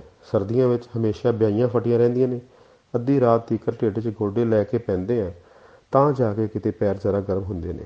ਜਰਾ ਬਰਸਾਤਾਂ ਲੱਗ ਜਾਣ ਤਾਂ ਚਿੱਕੜ ਹੀ ਚਿੱਕੜ। ਮੱਛਰ ਇੰਨੇ ਕਿ ਹੁਣ ਇੰਡੀਆ ਵਿੱਚ ਘਰ ਘਰ ਮਲੇਰੀਏ ਦੇ ਰੋਗੀ ਪਏ ਰਹਿੰਦੇ ਨੇ। ਅੰਦਰ ਕਿਉਂ ਤਾੜੇ ਰਹੇ ਹੋ? ਇੰਨੇ ਸੋਹਣੇ ਮਕਾਨ, ਗਲੀਚੇ, 24 ਘੰਟੇ ਗਰਮ ਪਾਣੀ, ਭਾਵੇਂ ਚਬੱਚੇ ਪਰ ਨਹਾਵੋ, ਗੈਸ ਤੇ ਹੀਟਰ ਦੇ ਕੁੱਕਰ, ਟੈਲੀਵਿਜ਼ਨ, ਵੀਡੀਓ ਤੇ ਕਮਰੇ ਕਮਰੇ ਵਿੱਚ ਟੇਪ ਰਿਕਾਰਡਰ, ਬਾਹਰ ਕਾਰਾਂ। ਦਹਿਸ਼ਤ ਵਿੱਚ ਵੀ ਇਹੋ ਜਿਹੇ ਸੁੱਖ ਨਹੀਂ ਜੇ ਹੋਣੇ। ਸ਼ੁਕਰ ਕਰ ਪੁੱਤ, ਸ਼ੁਕਰ। ਜੇ ਇੰਡੀਆ 'ਚ ਹੁੰਦਾ ਤਾਂ ਮਸਾਂ ਕਿਤੇ ਸਕੂਟਰੀ ਜੁੜਨੀ ਸੀ, ਉਹ ਵੀ ਜੇ ਕੰਮ ਕਰਦੇ ਹੁੰਦੇ। ਜਦੋਂ ਵੀ ਮਾਸੀ ਇੰਗਲੈਂਡ ਆਈ ਸੀ, ਹੋਰ ਦੀ ਹੋਰ ਹੋ ਗਈ। ਉਹ ਇੰਗਲੈਂਡ ਦੀ ਇੱਥੋਂ ਤੱਕ ਦੀਵਾਨੀ ਹੋ ਗਈ ਕਿ ਇੱਕ ਦਿਨ ਮੈਨੂੰ ਤੇ ਮੇਰੀ ਪਤਨੀ ਨੂੰ ਆਖਣ ਲੱਗੀ, ਬੇਟਾ ਮੈਂ ਤਾਂ ਬਲਵੰਤ ਨੂੰ ਆਖਣ ਲੱਗੀ, ਜਰਾ ਝਿਜਕਦੀ ਹਾਂ, ਤੁਸੀਂ ਮੌਕਾ ਵੇਖ ਕੇ ਗੱਲ ਕਰਨਾ। ਜੇ ਉਹ ਮੈਨੂੰ ਪੱਕੇ ਤੌਰ 'ਤੇ ਇੱਥੇ ਰੱਖ ਲਵੇ ਤਾਂ ਮੇਰੀ ਵੀ ਅੰਤਲੀ ਉਮਰ ਸੁਰਗ ਵਿੱਚ ਕੱਟ ਜਾਵੇਗੀ। ਜਦੋਂ ਵਾਪਸ ਜਾਣ ਦਾ ਖਿਆਲ ਆਉਂਦਾ ਹੈ ਤਾਂ ਹੌਲ ਪੈਣ ਲੱਗ ਜਾਂਦਾ ਹੈ। ਫਿਰ ਹੌਲੀ ਹੌਲੀ ਉਹਦੇ ਬਾਊ ਜੀ ਵੀ ਆ ਜਾਣਗੇ। ਸਾਡਾ ਦੋਹਾਂ ਦਾ ਜਹਾਨ ਤੇ ਆਉਣਾ ਸੁਫਲਾ ਹੋ ਜਾਵੇਗਾ। ਪਰਮਾਤਮਾ ਤੁਹਾਨੂੰ ਭਾਗ ਲਾਵੇ। ਇੱਕ ਦਿਨ ਮੈਂ ਬਿਮਾਰ ਹੋ ਗਿਆ ਤੇ ਘਰ ਵਿੱਚ ਇਕੱਲਾ ਪਿਆ ਪਿਆ ਅੱਕ ਗਿਆ। ਮਾਸੀ ਨੂੰ ਫੋਨ ਕੀਤਾ ਕਿ ਜੇ ਸੰਭਵ ਹੋਵੇ ਤਾਂ ਆ ਜਾਵੇ। ਮਾਸੀ ਜਿੱਥੇ ਖਲੋਤੀ ਸੀ ਉੱਥੇ ਹੀ ਆ ਗਈ। ਬੜੇ ਫਿਕਰ ਨਾਲ ਪੁੱਛਣ ਲੱਗੀ, ਕੀ ਗੱਲ ਬੇਟਾ, ਠੀਕ ਤਾਂ ਹੋ? ਮਾਸੀ ਜੀ ਬੁਖਾਰ ਸੀ ਜ਼ਰਾ। ਮੈਂ ਆਖਿਆ ਚਲੋ ਛੁੱਟੀ ਹੀ ਲੈ ਲੈਂਦੇ ਆ, ਪਰ ਇਹ ਮੜੀਆਂ ਵਰਗੀ ਚੁੱਪ ਖਾਣ ਨੂੰ ਆਉਂਦੀ ਹੈ। ਕੀ ਜ਼ਿੰਦਗੀ ਹੈ। 7 ਸਾਲ ਇਸ ਮਕਾਨ ਵਿੱਚ ਰਹਿੰਦਿਆਂ ਹੋ ਗਏ, ਪਰ ਕਦੇ ਕੋਈ ਗੁਆਂਢੀ ਸਾਡੇ ਘਰ ਨਹੀਂ ਆਇਆ। ਉਸ ਮੁਲਕ ਵਿੱਚ ਰਹਿਣ ਦਾ ਕੀ ਹੱਜ ਹੈ ਜਿੱਥੇ 100 ਬੰਦੇ ਤੁਹਾਨੂੰ ਜਾਣਦੇ ਹੀ ਨਾ ਹੋਣ। ਜ਼ਾਹਿਰ ਹੈ ਕਿ ਮਾਸੀ ਨੂੰ ਮੇਰੀ ਗੱਲ ਪਸੰਦ ਨਹੀਂ ਸੀ ਆਉਣੀ, ਤੇ ਨਾ ਹੀ ਆਈ। ਉਹ ਬਹੁਤ ਪਿਆਰ ਪਰ ਬਹੁਤ ਦ੍ਰਿੜਤਾ ਨਾਲ ਬੋਲੀ, ਵੇਖ ਬੇਟਾ, ਉਂਝ ਤਾਂ ਤੇਰੀ ਮਰਜ਼ੀ ਏ, ਪਰ ਤੂੰ ਬੜੀਆਂ ਸੇਵੀਆਂ ਵਰਗੇ ਕੁਲਹਿਣੇ ਤੇ ਨੈਸ਼ ਬੋਲ ਨਾ ਬੋਲਿਆ ਕਰ। ਤੇਰੀ ਘਰਵਾਲੀ, ਤੇਰਾ ਪੁੱਤ, ਤੇਰੀ ਨੂੰਹ, ਤੇਰੀ ਧੀ, ਵੇਖ ਕਿੰਨਾ ਖੁਸ਼ ਪਰਿਵਾਰ ਹੈ। ਸਭ ਤੋਂ ਵੱਡੀ ਗੱਲ ਇਹ ਹੈ ਕਿ ਇੰਗਲੈਂਡ ਵਰਗੇ ਸੁਰਗ 'ਚ ਬੈਠਾ ਹੈ। 100 ਵਾਰ ਧਰਤੀ ਨਮਸਕਾਰ ਪੁੱਤਰ। ਜਿੱਥੋਂ ਤੀਕ ਲੋਕਾਂ ਦੀ ਗੱਲ ਹੈ, ਇੰਡੀਆ ਵਿੱਚ ਵੀ ਲੋਕ ਹੁਣ ਪਹਿਲਾਂ ਵਾਂਗ ਮਿਲਣਸਾਰ ਨਹੀਂ ਰਹੇ।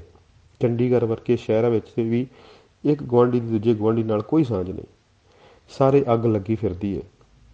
ਇੱਥੇ ਪੁੱਤਰ ਬੜੀਆਂ ਬਹਾਰਾਂ ਨੇ, ਅਖਰੋਟ ਜੜੀ ਤਾਂ ਬਦਾਮ ਦੀ ਗਿਰੀ ਏ। ਇੱਥੇ ਕਾਜੂ, ਲੌਂਗ, ਲਾਚੀਆਂ ਕਿਵੇਂ ਰੁਲੇ ਫਿਰਦੇ ਨੇ। ਨਾ ਮੇਰਾ ਪੁੱਤਰ, ਮੜੀਆਂ ਵਰਗੇ ਬੋਲ ਨਾ ਬੋਲਿਆ ਕਰ। ਪਰ ਅੱਜ ਮਾਸੀ ਨੂੰ ਕੀ ਹੋ ਗਿਆ ਸੀ? ਉਹ ਤੇ ਉਦਾਸ ਜਾਪ ਰਹੀ ਸੀ। ਮੈਂ ਹੁਣ ਤੁਰਿਆ ਜਾ ਰਿਹਾ ਸਾਂ ਅਤੇ ਮਾਸੀ ਦੇ ਘਰ ਤੋਂ ਬਹੁਤ ਦੂਰ ਨਹੀਂ ਸਾਂ। ਹਾਏ, ਇਸ ਵਿੱਚ ਲਿੰਟਨ ਰੋਡ ਤੇ ਪੈ ਗਿਆ ਸੀ। ਕਿਨਮਿਨ ਹੋ ਰਹੀ ਸੀ। ਹਲਕੀ ਹਲਕੀ ਧੁੰਦ ਦੀ ਚਾਦਰ ਦੀ ਚੁੰਬ ਮਾਰੀ ਮਕਾਨਾਂ ਦੀਆਂ ਕਤਾਰਾਂ ਇੰਝ ਖਲੋਤੀਆਂ ਸਨ ਜਿਵੇਂ ਕਿਸੇ ਆਦਮਖੋਰ ਦਿਓ ਦਾ ਪਹਿਰਾ ਹੋਵੇ। ਸਿਰਫ ਘਰ ਖਲੋਤੇ ਸਨ, ਬੰਦੇ ਦੀ ਜ਼ਾਤ ਤੀਕ ਨਜ਼ਰ ਨਹੀਂ ਸੀ ਆ ਰਹੀ। ਇੰਨੇ ਸੋਹਣੇ ਘਰ ਬੰਦੇ ਦੀ ਜ਼ਾਤ ਬਿਨਾਂ ਕਿੰਨੇ ਭਿਆਨਕ ਲੱਗ ਰਹੇ ਸਨ। ਕਾਲੀ ਛੱਤ ਦੀ ਟੀਸੀ ਤੇ ਇੱਕ ਕਾਲੇ ਪੰਛੀ ਨੇ ਧੌਣ ਚੁੱਕੀ ਤੇ ਉੱਡ ਗਿਆ। ਚੁੱਪ ਹੋਰ ਵੀ ਭਿਆਨਕ ਹੋ ਗਈ। ਮੈਂ ਘੰਟੀ ਵਜਾਈ ਤਾਂ ਮਾਸੀ ਇੱਕਦਮ ਬੂਹਾ ਖੋਲ੍ਹ ਦਿੱਤਾ, ਜਿਵੇਂ ਮੈਨੂੰ ਹੀ ਉਡੀਕ ਰਹੀ ਹੋਵੇ। ਮੈਂ ਪੈਰਾਂ ਵੱਲ ਝੁਕਿਆ ਤੇ ਉਸ ਨੇ ਮੇਰਾ ਸਿਰ ਪਲੋਸਿਆ, ਪਰ ਮੇਰੇ ਸਿਰ ਤੇ ਜਿਹੜਾ ਹੱਥ ਟੇਕਿਆ ਸੀ ਉਸ ਵਿੱਚ ਨਾ ਹੀ ਪਹਿਲਾਂ ਵਰਗੀ ਜਾਨ ਸੀ, ਨਾ ਹੀ ਨਿੱਘ ਤੇ ਨਾ ਹੀ ਥਰਥਰਾਹਟ। ਬਿਲਕੁਲ ਜਿਵੇਂ ਕਿਸੇ ਨੇ ਕੋਈ ਮਰੀ ਹੋਈ ਚੀਜ਼ ਹੌਲੀ ਦੇਣੇ ਮੇਰੇ ਸਿਰ ਤੇ ਰੱਖ ਦਿੱਤੀ ਹੋਵੇ। ਮਾਸੀ ਜੀ, ਕੀ ਗੱਲ, ਬੁਝੇ ਬੁਝੇ ਲੱਗਦੇ ਹੋ? ਬਸ ਉਸ ਦੀ ਦਿਦਿਆਂ ਨੂੰ ਜਿਵੇਂ ਬੋਲਾਂ ਦੀ ਉਡੀਕ ਸੀ। ਭੁੱਬਾ ਮਾਰ ਮਾਰ ਰੋਣ ਲੱਗ ਪਈ। ਮੈਂ ਨੇੜੇ ਹੋ ਕੇ ਗਲਵੱਕੜੀ ਪਾਉਂਦੇ ਆਖਿਆ, ਮਾਸੀ ਜੀ ਐਂ ਨਾ ਕਰੋ, ਮੈਨੂੰ ਦੱਸੋ ਕੀ ਗੱਲ ਹੈ। ਤੁਹਾਡੀ ਹਰ ਤਕਲੀਫ ਦੂਰ ਕਰਨ ਦੀ ਕੋਸ਼ਿਸ਼ ਕਰਾਂਗਾ। ਸੈਟੀ ਤੇ ਬਹਿ ਮਾਸੀ ਨੇ ਮੇਰੇ ਅੱਗੇ ਇੰਝ ਹੱਥ ਜੋੜੇ ਜਿਵੇਂ ਉਸਨੇ ਕੋਈ ਬਹੁਤ ਵੱਡੀ ਸੁੱਖ ਸੁਖਣਾ ਹੋਵੇ ਤੇ ਉਸ ਦੀ ਸੁੱਖ ਪੂਰੀ ਕਰ ਸਕਦਾ ਹੋਵਾਂ। ਮੈਂ ਬੜੀ ਸ਼ਰਮਿੰਦਾ ਹੋ ਉਸ ਦੇ ਜੁੜੇ ਹੋਏ ਹੱਥ ਖੋਲ੍ਹ ਦਿੱਤੇ ਤੇ ਮਾਸੀ ਨੂੰ ਆਖਿਆ, ਪੁੱਤਰ, ਤੂੰ ਰਹਿੰਦੀ ਦੁਨੀਆ ਤੀਕ ਜਿਵੇਂ ਤੇਰੇ ਭਗਵਾਨ ਤੇਰੇ ਬੱਚੇ ਜੀਣ, ਮੇਰੇ ਤੇ ਇੱਕ ਅਹਿਸਾਨ ਕਰ। ਬਲੰਤ ਨੂੰ ਆਖ ਕੇ ਮੈਨੂੰ ਛੇਤੀ ਛੇਤੀ ਇੰਡੀਆ ਭੇਜ ਦੇਵੇ। ਇੰਝ ਆਖ ਮਾਸੀ ਮੁੜ ਜ਼ਾਰ ਰੋਣ ਲੱਗ ਪਈ। ਮੈਂ ਤਾਂ ਜਿਵੇਂ ਚਕਰਾ ਹੀ ਗਿਆ ਤੇ ਆਖਿਆ, ਹੈਂ, ਤੁਸੀਂ ਤਾਂ ਇੰਡੀਆ? ਤੁਸੀਂ ਤਾਂ ਇੰਗਲੈਂਡ ਦੀਆਂ ਦਾਤਾਂ ਦੇ ਗੁਣ ਗਾਉਂਦੇ ਨਹੀਂ ਸੀ ਥੱਕਦੇ।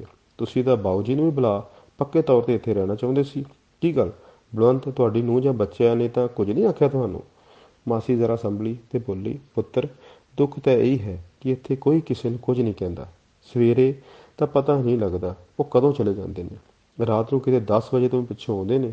ਇੰਨੇ ਥੱਕੇ ਹੁੰਦੇ ਨੇ ਕਿ ਜੇ ਮੈਂ ਕੋਈ ਗੱਲ ਕਰਾਂ ਤਾਂ ਲਾਹ ਕੇ ਰੱਖ ਦਿੰਦੇ ਨੇ ਜਾਂ ਹਾਂ ਹੂੰ ਕਰ ਛੱਡਦੇ ਨੇ। ਬਸ ਬੀਅਰ ਦਾਰੂ ਪੀ 2 ਰੋਟੀਆਂ ਨਿਗਲ ਆਪਣੇ ਕਮਰੇ ਵੱਲ ਨੱਸ ਜਾਂਦੇ ਨੇ। ਮੈਂ ਆਖਨੀ ਆ, ਬੰਦ ਬੇਟਾ, ਆ ਇੰਡੀਆ ਤੋਂ ਤੇਰੇ ਬਾਊ ਜੀ ਦੀ ਚਿੱਠੀ ਆਈ ਹੈ, ਨਾਲੇ ਤੇਰੀ ਭੈਣ ਦੀ ਵੀ। ਬਸ ਬੇਦਿਲੀ ਜਿਹੀ ਨਾਲ ਆਖ ਦੇਵੇਗਾ, ਬੀਬੀ ਤੂੰ ਹੀ ਜਵਾਬ ਦੇ ਦੇਵੀਂ, ਮੇਰੇ ਕੋਲ ਪੜ੍ਹਨ ਦਾ ਵਕਤ ਨਹੀਂ। ਤੁਸੀਂ ਮਾਸੀ ਜੀ ਆਪਦੀ ਨੂੰਹ ਨਾਲ ਗੱਲਬਾਤ ਕਰਿਆ ਕਰੋ, ਉਹਦੇ ਨਾਲ ਦੁਕਾਨ 'ਤੇ ਚਲੇ ਜਾਇਆ ਕਰੋ। ਔਰਤਾਂ ਨਾਲ ਔਰਤਾਂ ਦੀ ਬੜੀ ਸਾਂਝ ਹੁੰਦੀ ਹੈ। ਮੈਂ ਮਾਸੀ ਨੂੰ ਇਸ ਭਵ ਸਾਗਰ 'ਚੋਂ ਕੱਢਣ ਲਈ ਸੁਝਾਅ ਦਿੱਤਾ। ਮਾਸੀ ਹੱਸੀ, ਉਦਾਸ ਤੇ ਵਿਅੰਗਮਈ ਹਾਸਾ, ਤੇ ਆਖਣ ਲੱਗੀ, ਵੇਖ ਪੁੱਤਰ, ਗੱਲ ਕੀਤੀ ਦੂਰ ਚਲੇ ਜਾਂਦੀ ਹੈ। ਇਹ ਕੋਈ ਨੂੰਹ ਹੈ? ਇਸ ਦੀ ਸਿਰਫ ਸ਼ਕਲ ਹੀ ਇੰਡੀਅਨ ਹੈ, ਬਾਕੀ ਸਭ ਕੁਝ ਗੋਰੀਆਂ ਤੋਂ ਵੀ ਭੈੜਾ ਹੈ। ਇਹਨੇ ਕਦੀ ਮੇਰੇ ਪੈਰਾਂ ਨੂੰ ਹੱਥ ਨਹੀਂ ਲਾਇਆ, ਕਦੀ ਨਹੀਂ ਆਖਿਆ ਕਿ ਬੀਬੀ ਕੋਈ ਆਪਣੀ ਸੱਭਿਅਤਾ ਜਾਂ ਮਾਣ ਮਰਿਆਦਾ ਬਾਰੇ ਗੱਲ ਸੁਣਾਓ। ਇੱਕ ਦਿਨ ਕਹੇ ਮੈਨੂੰ ਦੁਕਾਨ 'ਤੇ ਲੈ ਗਈ, ਪਰ ਪਿਛਲੇ ਪਾਸੇ ਖੁਰੇ ਜਿੰਨੀ ਥਾਂ ਸੀ ਜਿੱਥੇ ਮੈਨੂੰ 15 ਘੰਟੇ ਤਾੜੀ ਰੱਖਿਆ। ਸਾਹ ਘੁੱਟ ਗਿਆ ਮੇਰਾ। ਔਂਤਰੀ ਕੈਦ ਵਿੱਚ ਪਤਾ ਨਹੀਂ ਕਿਵੇਂ ਲੋਕ ਰਹਿ ਲੈਂਦੇ ਨੇ ਭਾਈ। ਤਾਂ ਫਿਰ ਪੋਤੇ ਪੋਤੀਆਂ ਦਿਲ ਪਹੁੰਚਾਇਆ ਕਰੋ, ਮੂਲ ਨਾਲੋਂ ਵਿਆਜ ਪਿਆਰਾ ਹੁੰਦਾ ਹੈ। ਮਾਸੀ ਦੇ ਬੁੱਲਾਂ 'ਤੇ ਫਿਰ ਦੁੱਖ ਭਰੀ ਤੇ ਵਿਅੰਗਮਈ ਮੁਸਕਾਨ ਤੜਫੀ। ਪੋਤੇ ਪੋਤੀਆਂ? ਮੁੰਡਾ ਤੇ ਛੋਟੀ ਕੁੜੀ ਤਾਂ ਉਂਝ ਹੀ ਇਹਨਾਂ ਦੇ ਕਹਿਣੇ ਵਿੱਚ ਨਹੀਂ। ਮੁੰਡਾ ਤਾਂ ਬਹੁਤਾ ਬਾਹਰ ਹੀ ਰਹਿੰਦਾ ਹੈ। ਜਦੋਂ ਘਰ ਹੋਵੇ ਤਾਂ ਟੈਲੀ ਦੁਆਲੇ ਜਾਂ ਆਪਣੇ ਕਮਰੇ ਵਿੱਚ ਕੰਨ ਖਾਣੇ ਅੰਗਰੇਜ਼ੀ ਦੇ ਗਾਣੇ ਸੁਣਦਾ ਰਹਿੰਦਾ ਹੈ। ਛੋਟੀ ਕੁੜੀ ਦੇ ਮੈਨੂੰ ਉਂਝ ਹੀ ਲੱਛਣ ਚੰਗੇ ਨਹੀਂ ਜਾਪਦੇ। ਕਈ ਵਾਰੀ ਮੈਂ ਇੱਕ ਭੈੜੇ ਜਿਹੇ ਵਾਲਾਂ ਵਾਲੇ ਮੁੰਡੇ ਨੂੰ ਉਹਦੇ ਨਾਲ ਗੇਟ ਤੀਕ ਆਉਂਦੇ ਵੇਖਿਆ ਹੈ। ਮੈਂ ਬਲਵੰਤ ਨਾਲ ਗੱਲ ਕਰਨੀ ਤਾਂ ਠੀਕ ਨਹੀਂ ਸਮਝੀ ਕਿ ਕੁੜੀ ਨੂੰ ਧੌਲ ਧੱਫਾ ਨਾ ਕਰੇ। ਨੂੰਹ ਨਾਲ ਗੱਲ ਕੀਤੀ ਸੀ, ਪਤਾ ਹੀ ਉਸਨੇ ਕੀ ਜਵਾਬ ਦਿੱਤਾ। ਆਖਣ ਲੱਗੀ, ਬੀਬੀ, ਇੰਡੀਆ ਦਾ ਮੁੰਡਾ ਤਾਂ ਸਾਡੀਆਂ ਕੁੜੀਆਂ ਨੇ ਲੈਣਾ ਨਹੀਂ। ਸਾਡੇ ਕੋਲ ਮੁੰਡੇ ਲੱਭਣ ਦਾ ਵਕਤ ਨਹੀਂ। ਸਗੋਂ ਚੰਗਾ ਹੈ ਕਿ ਆਪੇ ਲੱਭ ਲੈਣਗੀਆਂ। ਕੀ ਆਖਦੀ ਮੈਂ? ਬਸ ਚੁੱਪ-ਚਾਪ ਸੁਣੀ ਗਈ ਤੇ ਪੀ ਗਈ, ਪਰ ਸਾਰੀ ਰਾਤ ਆਪਣੇ ਆਪ ਰਿੱਝਦੀ ਰਹੀ। ਹੇ ਭਗਵਾਨ, ਇੱਥੇ ਵਸਦੇ ਲੋਕਾਂ ਦਾ ਕੀ ਬਣੇਗਾ? ਮੈਂ ਮਾਸੀ ਨੂੰ ਜ਼ਰਾ ਰੰਗ ਵਿੱਚ ਲਿਆਉਣ ਲਈ ਆਖਿਆ। ਤੁਸੀਂ ਕੋਈ ਫਿਕਰ ਨਾ ਕਰੋ, ਇਹਨਾਂ ਕੋਲ ਪੈਸੇ ਬਥੇਰੇ ਨੇ। ਇਹਨਾਂ ਦੇ ਬਹੁਤੇ ਸੋਹਣੇ ਬਕਸੇ ਬਣਨਗੇ, ਨਾ ਕਿਸੇ ਨੂੰ ਫੁੱਲ ਚੁਗਣੇ ਪੈਣਗੇ, ਨਾ ਹੀ ਹਰਿਦੁਆਰ ਜਾਣਾ ਪਵੇਗਾ। ਇਹ ਲੋਕ ਬੇਹੱਦ ਖੁਸ਼ ਨੇ ਆਪਣੇ ਉੱਲੂਆਂ ਦੀ ਦੁਨੀਆ ਵਿੱਚ। ਇਹ ਬਿਲਕੁਲ ਪਸੰਦ ਨਹੀਂ ਕਰਦੇ ਕਿ ਕੋਈ ਇਹਨਾਂ ਲਈ ਚਿੰਤਾ ਕਰੇ। ਬੜੀ ਕੁੜੀ ਤਾਂ ਚੰਗੀ ਹੈ, ਉਹਦੇ ਨਾਲ ਗੱਲਬਾਤ ਕਰਿਆ ਕਰੋ। ਚੰਗੀ ਤਾਂ ਸ਼ਾਇਦ ਹੋਵੇਗੀ, ਪਰ ਬੋਲੀ ਦਾ ਕੋਈ ਸਾਂਝ ਨਹੀਂ। ਬਸ ਹੈਲੋ ਤੇ ਗੁੱਡ ਨਾਈਟ ਕਰਨ ਲੱਗੇ ਮੈਨੂੰ ਚੁੰਮ ਜ਼ਰੂਰ ਲੈਂਦੀ ਏ।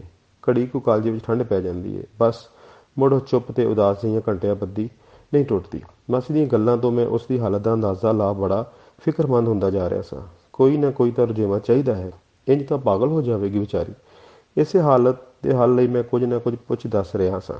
ਬੱਚਿਆਂ ਲਈ ਖਾਣਾ ਬਣਾਇਆ ਕਰੋ, ਨਾਲੇ ਇਹ ਸਵਾਦ ਲੈਣਗੇ, ਨਾਲੇ ਤੁਹਾਡਾ ਵਕਤ ਕੱਟ ਜਾਇਆ ਕਰੇਗਾ। ਮਾਸੀ ਡਾਢੇ ਦੁੱਖ ਨਾਲ ਬੋਲੀ, 5 ਜਾਣਿਆਂ ਦੇ 50 ਰਾਹ ਨੇ, ਕੋਈ ਕਿਸੇ ਨੂੰ ਖੇਚਲ ਹੀ ਨਹੀਂ ਦਿੰਦਾ। ਇੰਡੀਆ ਵਿੱਚ ਸਵੇਰੇ ਸ਼ਾਮ ਨਿਆਣਿਆਂ ਦੇ ਸਮਾਨ ਸਿਰ 'ਤੇ ਚੁੱਕਿਆ ਹੁੰਦਾ ਹੈ ਕਿ ਮਾਤਾ ਜੀ ਪਰੌਂਠੀ ਖਾਣੀ ਹੈ, ਮਾਤਾ ਜੀ ਮੈਂ ਗੋਭੀ ਨਾਲ ਫੁਲਕਾ ਖਾਣਾ ਹੈ, ਮਾਤਾ ਜੀ ਮੈਂ ਚਾਹ ਪੀਣੀ ਹੈ, ਮਾਤਾ ਜੀ ਮੈਂ ਦੁੱਧ ਵਿੱਚ ਪੱਤੀ ਪਾ ਕੇ ਪੀਣੀ ਹੈ। ਪਰ ਇੱਥੇ ਕਿਚਨ ਵਿੱਚ ਵੜਦੇ ਨੇ ਤੇ ਡੱਬਿਆਂ 'ਚੋਂ ਕਾਰਨਫਲੇਕਸ ਪਲੇਟ ਵਿੱਚ ਪਾ, ਵਿੱਚ ਦੁੱਧ ਦੀ ਬੋਤਲ ਉਲੱਦ ਖਾ ਕੇ ਉਹ ਜਾਂਦੇ ਨੇ ਤੇ ਮਾਸ ਮੱਛੀ ਤਲ ਖਾਈ ਜਾਂਦੇ ਨੇ। ਮੇਰਾ ਤਾਂ ਪੁੱਤਰ ਧਰਮ ਭ੍ਰਿਸ਼ਟ ਕਰ ਛੱਡਿਆ ਸੋ। ਇੰਡੀਆ ਜਾਂਦੀ ਹੀ ਪਹਿਲਾਂ ਹਰਿਦੁਆਰ ਨਹਾ ਕੇ ਜਾਵਾਂਗੀ। ਨਾ ਮਾਸੀ ਜੀ, ਜਿਉਂਦੇ ਜੀ ਹਰਿਦੁਆਰ ਨਾ ਜਾਣਾ। ਮੈਂ ਮਜ਼ਾਕ ਕੀਤਾ, ਪਰ ਮਾਸੀ ਤਾਂ ਹੋਰ ਵੀ ਗੰਭੀਰ ਹੋ ਗਈ ਅਤੇ ਅਤ ਨਿਮਰਤਾ ਨਾਲ ਬੋਲੀ, ਪੁੱਤਰ ਜੇ ਤੂੰ ਮੈਨੂੰ ਇੰਡੀਆ ਘਲਾਉਣ 'ਚ ਮੇਰੀ ਮਦਦ ਕਰੇ ਤਾਂ ਮੈਂ ਤੇਰਾ ਅਹਿਸਾਨ ਉਮਰ ਭਰ ਨਹੀਂ ਭੁੱਲਾਂਗੀ, ਨਹੀਂ ਤਾਂ ਮੈਂ ਕੁੱਟ-ਕੁੱਟ ਕੇ ਮਰ ਜਾਵਾਂਗੀ। ਆਖੋ ਮੁੜ ਜ਼ਾਰ-ਜ਼ਾਰ ਰੋਣ ਲੱਗ ਪਈ। ਮੈਂ ਮਾਸੀ ਦੀਆਂ ਅੱਖਾਂ ਪੂੰਝੀਆਂ। ਉਹਦੀਆਂ ਅੱਖਾਂ ਵਿੱਚ ਤਾਂ ਸੂਰਜ ਮਰਿਆ ਪਿਆ ਸੀ। ਮੇਰੀਆਂ ਆਪਣੀਆਂ ਅੱਖਾਂ ਭਰ ਆਈਆਂ। ਤਸੱਲੀ ਦਿੰਦਿਆਂ ਆਖਿਆ, ਮਾਸੀ ਜੀ ਕੋਈ ਫਿਕਰ ਨਾ ਕਰੋ, ਹੁਣ ਤੁਹਾਨੂੰ ਇੰਡੀਆ ਜਾਣਾ ਹੀ ਚਾਹੀਦਾ ਹੈ, ਨਹੀਂ ਤਾਂ ਤੁਹਾਨੂੰ ਇਹ ਮੜੀਆਂ ਵਰਗੀ ਕੱਲ੍ਹ ਨਿਗਲ ਜਾਵੇਗੀ। ਮੈਂ ਮਾਸੀ ਨੂੰ ਅੱਖਾਂ ਪੂੰਝਣ ਲਈ ਟਿਸ਼ੂ ਫੜਾਇਆ। ਮੇਰੇ ਵੱਲੋਂ ਦਰਸਾਈ ਹਮਦਰਦੀ ਤੇ ਤਸੱਲੀ ਨਾਲ ਮਾਸੀ ਜ਼ਰਾ ਸੰਭਲ ਗਈ ਤੇ ਆਪਣੇ ਆਪ ਵਿੱਚ ਆਉਂਦੀ ਆਖਣ ਲੱਗੀ, ਪੁੱਤਰ ਮੈਂ ਤਾਂ ਆਪ ਮਰ ਕੇ ਵੇਖ ਲਿਆ, ਇਹ ਤਾਂ ਬੜੀਆਂ ਤੋਂ ਵੀ ਦੂਰ ਦੀ ਕੋਈ ਸ਼ੈ ਹੈ। ਬੜੀਆਂ ਵਿੱਚ ਤਾਂ ਫਿਰ ਵੀ ਚੜ੍ਹਦੀ ਧੁੱਪ ਆਉਂਦੀ ਏ, ਵਾਹ ਵਗਦੇ ਏ, ਪੰਛੀ ਚਹਿਕਦੇ ਨੇ। ਦੁਆਬਾ ਰੇਡੀਓ।